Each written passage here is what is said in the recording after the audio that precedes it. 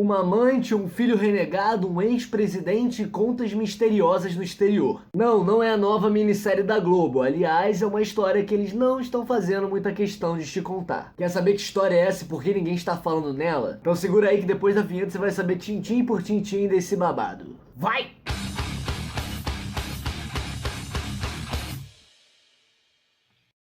Tudo começou na semana passada com uma entrevista da ex-jornalista da Globo, Miriam Dutra, à revista portuguesa Brasil com Z, em que Miriam deu algumas declarações bem interessantes. A jornalista falou do período de 6 anos em que foi amante do ex-presidente Fernando Henrique Cardoso, entre 1980 e 1990, de como eles tiveram um filho que foi negado por ele e como isso teria sido escondido pela imprensa na época. Segundo Miriam, essa história teria sido acobertada por Mário Sérgio Conte, que na época era diretor da Veja, que teria, a pedido de Fernando Henrique, publicado notícia na revista dizendo que Miriam estava grávida de um biólogo que estava na Inglaterra. O objetivo seria aí abafar essa história para que não atrapalhasse na eleição do Fernando Henrique, ele estava em campanha na época. Esse fato já era conhecido há algum tempo, inclusive a história de que Fernando Henrique, antes de se negar a reconhecer o filho, havia obrigado Miriam a abortar 2 filhos que eles tiveram. Na verdade,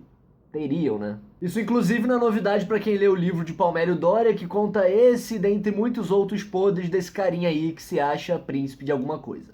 Tem que pegar assim, porque isso aqui tá cheio de merda.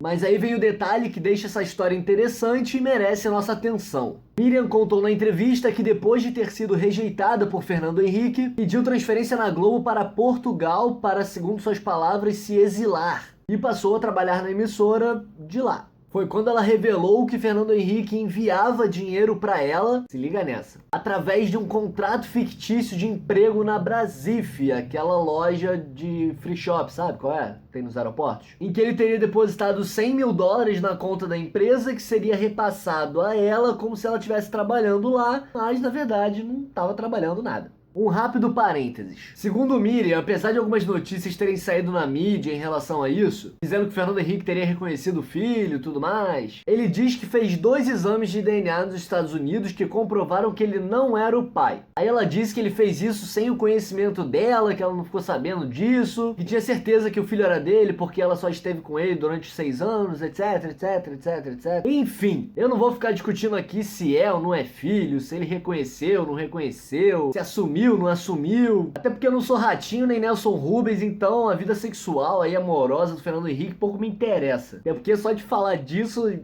já me dá náuseas. O fato é que depois da repercussão da notícia, em que a Miriam inclusive publicou aí os documentos do contrato e tudo mais, Fernando Henrique foi procurado e disse que enviava dinheiro, mas que não era através de nenhuma empresa. E que tudo não passava de uma invenção, em suas próprias palavras. Porém, o próprio dono da Brasif, Jonas Barcelos, foi procurado pela Folha de São Paulo e declarou que sim, abre aspas, tem alguma coisa mesmo em relação aí ao contrato. E ficou aí de fazer um levantamento na empresa para saber melhor disso, segundo ele, porque está viajando para os Estados Unidos e agora não dá para ver isso. Esse aí não deve ter recebido uma meia dúzia de telefonema no meio da noite não, né? Não vai, isso é teoria da conspiração esse negócio. Mas calma que tem mais. Miriam ainda contou que esse acerto entre ela e Fernando Henrique havia sido feito através do seu cunhado, Fernando Lemos, que era porque já morreu, né? Um famoso lobista que enriqueceu durante o governo do Fernando Henrique através de sua empresa Polimídia, uma empresa de gestão de crise em Brasília. Dá pra ter uma ideia de que tipo de crise ele devia lidar, né? Esse cara era tipo a Olivia Pope do Scandal, né?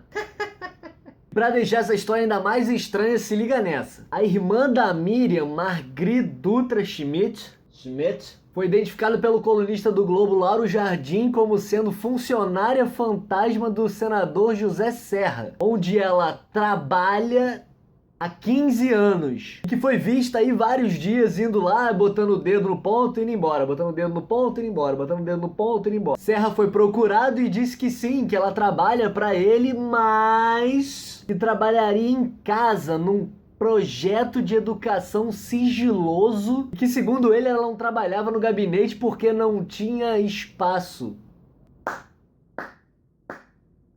cara é bom, esse cara é... Nossa. Isso não seria nada estranho, exceto pelo fato de que funcionários trabalharem em casa é uma prática proibida pelo Senado. E porque ela é só mulher de um dos maiores lobistas do PSDB e irmã da ex-amante do Fernando Henrique, que foi sustentada por ele através de contratos fictícios de uma empresa no exterior. Bom, então juntando tudo isso aí, já temos uma história aí muito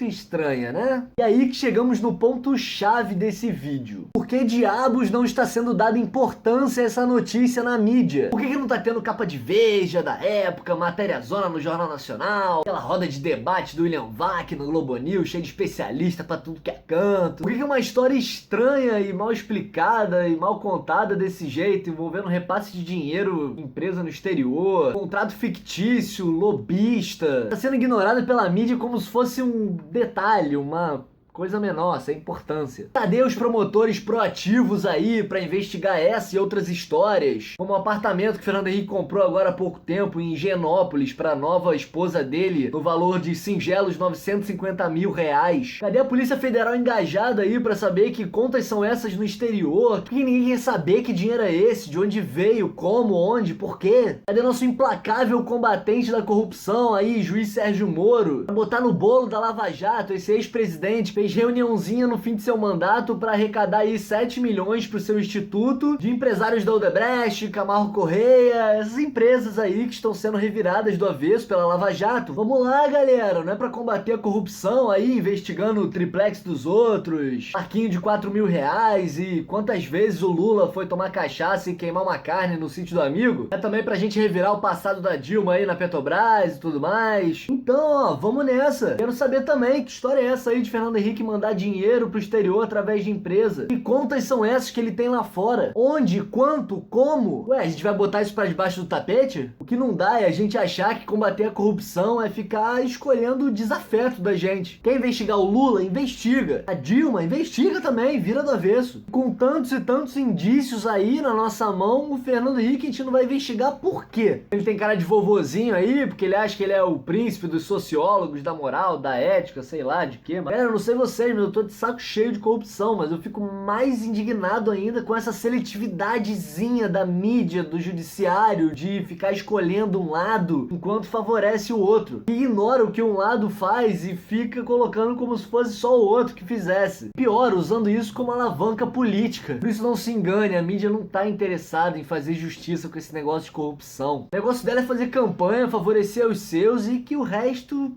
é resto. É certo que nenhuma mídia é isenta e toda informação é produzida. Mas vamos prestar atenção um pouquinho que você vai ver o quanto que esses caras são tendenciosos e escondem mesmo esses fatos. E com isso acabam determinando o que a gente acha que acontece de corrupção no nosso país. Então se a mídia não quer falar porque tem lá seus interesses, seus conluiozinhos com esses caras, a gente vai falar e vai mostrar e vai cobrar que esse tipo de coisa seja investigada sim. Se a gente quer combater realmente a sério a corrupção, não tem essa de escolher lado, tem que ir pra cima de todo mundo. Então se você concorda com isso e acha que tem que se investigar todo mundo mesmo, compartilhe essas informações. Os links das notícias estão todos na descrição, então vamos ler, vamos nos informar e deixar de ser pautados aí pelo que o Bonner diz pra gente aí na hora da janta. Já passou da hora da gente acabar com essa seletividade e se tornar um país sério quando se fala em combate à corrupção. Não importando quem fez, mas sim o que fez. E fazer com que todos esses caras aí, supostamente intocáveis pela mídia e judiciário, paguem pelo que fizeram e deixem de fazer do nosso país um tabuleiro de jogatina de interesses que não são nossos. Quem não deve, não teme.